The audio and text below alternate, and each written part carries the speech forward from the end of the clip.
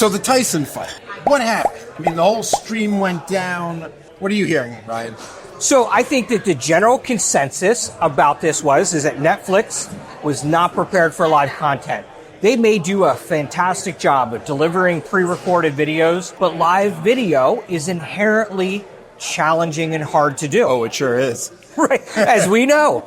So I think there's a lot of lessons learned here.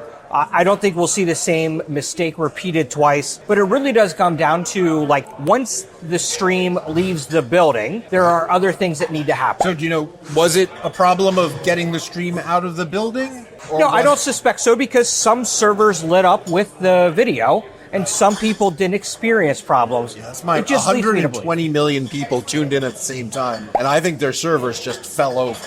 Yeah, I think that as we know, the servers, they distribute content around the world. That's a lot of bandwidth to be moving. And when you have a video file that you just upload, and it can do it overnight when traffic isn't so terrible based on the region. But when you're doing live content, it goes worldwide all at once, no matter what. Yeah. So I have to imagine that they must be live streaming to some server that's live streaming to their other servers. That's maybe live streaming to other servers and then finally to the consumers? They probably haven't told everyone their system or setup. It's likely proprietary, but I think it would be like a hub and spoke type concept, right? It has to go from the venue to one or two servers likely, and then from there to be equally distributed out. But there were people who were reporting I text my buddy and I was like, can you believe the hit that Jake Paul just had on Tyson? And he's like, I'm still on round one.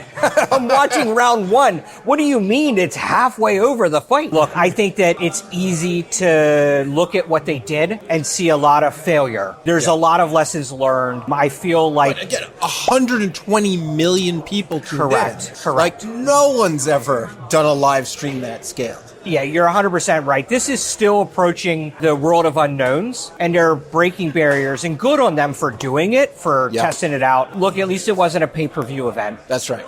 I guess you pay for Netflix, but it'd be really terrible if you paid $100. Yeah, those events are expensive. So I remember back in the 90s, I don't remember, there was a protocol called MBone. And it was for this. It was for live streaming events to huge audiences to make sure that you only had to send one copy of the stream to Verizon, and then it would go to all the Verizon subscribers, and you wouldn't have the millions of people at Verizon be a million different streams. But they dropped it in the 90s. I think you're dating yourself, though. Nothing supports it anymore.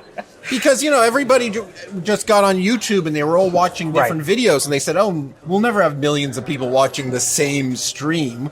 We were wrong, and the protocol is gone, and no software supports it. I bet Netflix wish they had it now, but... I bet they do, and I think because we inherently rely on companies like YouTube and others, and Vimeo, to deliver video kind of like that. We just assume it works until it doesn't work. Yeah, I mean, didn't help much here, but Netflix will deliver servers to ISPs who complain your Netflix, you're using too much bandwidth.